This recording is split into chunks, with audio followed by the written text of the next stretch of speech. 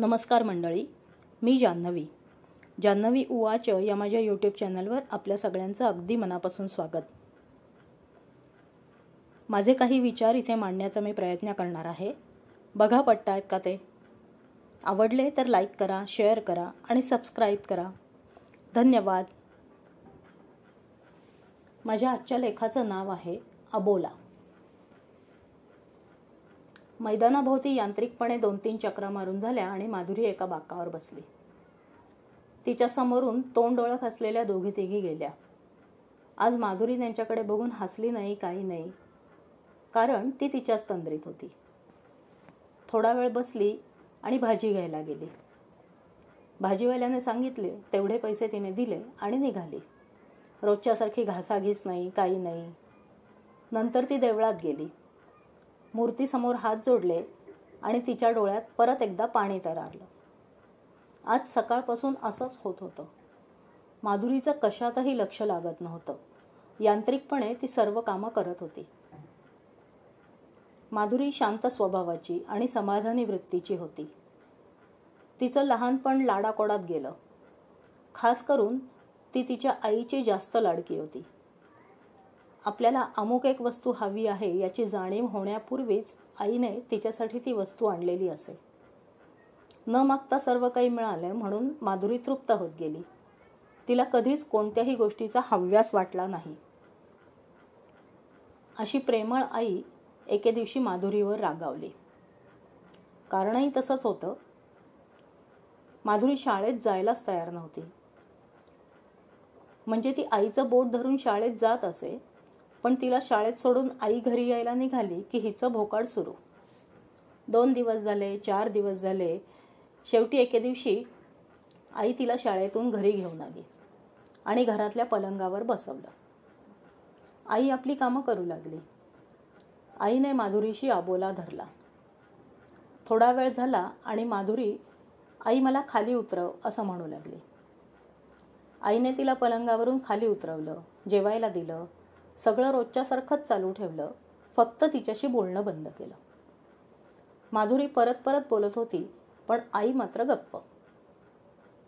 4-5 वाजेपर्यंत माधुरी अगदी जेरीस आली आणि आईला म्हणाली, मी उद्यापासून नक्की शाळेत जाईन, पण तू माझ्याशी कट्टी करू नको. आईची मात्रा लागू पडली. पुढे माधुरी शाळा कॉलेज करून B.Com झाली. यथावकाश तिचं लग्न झालं. तिचा जन्माचा जोडीदारही शांत स्वभावाचा होता. आपल्या जबाबदारीची जाणीव असणारा होता. तो इमाने इतबारे नोकरी करत होता. घरात दर महिन्याला ठरलेला पगार येत होता. सर्वांच्या गरजा भागवल्या जात होत्या. हळूहळू आर्थिक स्तर उंचावत होता. माधुरी आणि तिचा नवरा यांच्यात कधीही भांडण झालंच नाही. कारण जरा काही पटलं नाही तर एकदम अबोला. कोणत्याही प्रकारचं कम्युनिकेशन नाही, काही नाही, फक्त अबोला. आणि तोही किती महिने. माधुरी परत बोलायला जात असे. चूक असो व नसो सॉरी म्हणत असे, पण व्यर्थ. तो त्याला जोपर्यंत वाटत नाही तोपर्यंत काहीही बोलत नसे. लहानपणी आईने जसं रोजची सगळी कामं चालू ठेवली, फक्त बोलणं बंद केलं होतं, तसंच तो देखील फक्त बोलणं बंद करत असे. माधुरी त्याचा अबोला संपण्याची वाट बघत बसे. संसार सुरळीत चालू आहे असंच सर्वांना वाटत होतं. मुलं यशाची एक पायरी चढत होते.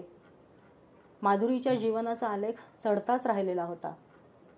कुठेच कसलीच कमतरता नव्हती. लौकिक अर्थाने एक यशस्वी कुटुंब होतं ते. पण मग आज माधुरीचे डोळे परत भरून का येत होते?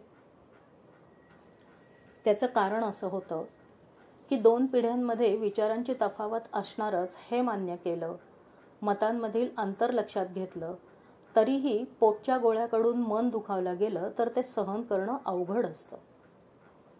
माधुरीलाही ते जड जात होतं. तिच्या मुलाच्या वागण्या बोलण्यात हल्ली तिला त्याचा त्रास होत होता. तिचा मुलगा तिला आउटडेटेड समजू लागला होता. अलीकडचं त्याचं वागणं, अतिशय कमी बोलणं किंवा अगदी कामापुरतंच बोलणं, घराबाहेर जाताना काहीही न सांगता निघून जाणं, रात्रीचं फक्त एक वेळचं जेवण सर्वजण मिळून एकत्र करत असतो तेव्हाही तुम्ही सुरुवात करा, मी येतो असं म्हणणं, अशा अनेक गोष्टींचा तिला त्रास होत होता.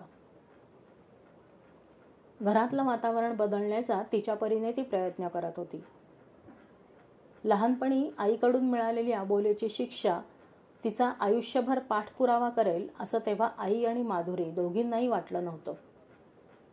कारण पुढे नवऱ्याकडूनही तीच शिक्षा तिला मिळत राहिली आणि आता मुलगाही तुटक बोलून त्याच वाटेवरून जात आहे हे माधुरीच्या लक्षात आलं आणि तिचे डोळे परत परत भरून येऊ लागले.